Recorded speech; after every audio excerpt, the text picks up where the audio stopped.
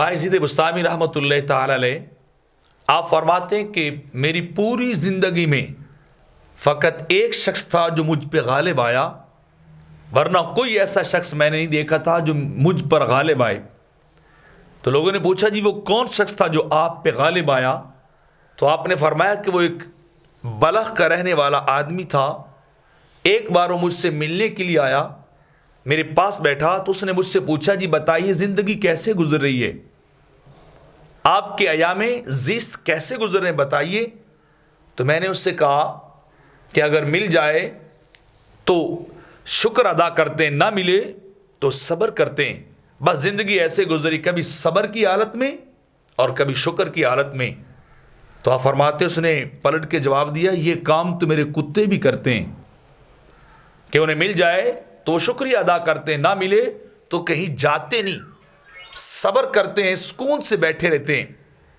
تو باعزید بستامی رحمۃ اللہ فرماتے ہیں مجھے کافی شرمندگی اور پشیمانی ہوئی اور میں حیران رہ گیا کہ اس بندے نے میرے سامنے کیسی بات کی۔ تو میں نے اس سے پھر پوچھا کہ تم مجھے بتاؤ زندگی کیسے گزارنی چاہیے، انسان کے شب و روز کس کیفیت اور کس حالت میں گزرنے چاہیے، تم مجھے اس بارے میں تھوڑا سا گائیڈ کر دو۔ تو اس نے کہا باعزید سن، مل جائے تو شکریہ ضرور ہے کہ کرنا چاہیے، نہ ملے تو صبر کرتے ہیں، اور اگر مل جائے تو اپنی ذات پہ دوسروں کو ترجیح دیتے ہیں۔ اگر ملے تو شکریہ ہے، نہ ملے تب بھی شکریہ، لیکن اگر براہ راست چیز آ جائے تو پھر اپنی ذات پہ دوسروں کو ترجیح دیتے ہیں۔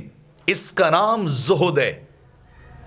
یہ زہد ہوتا ہے کہ انسان اس کیفیت اور اس سچویشن کے ساتھ، عالم کے ساتھ انسان زندگی گزارے۔ یہ نہیں کہ ملا تو شکریہ، نہ ملا تو صبر، یہ تو ڈھور ڈنگروں کا کام ہے۔ انسان کا کام یہ نہیں ہے۔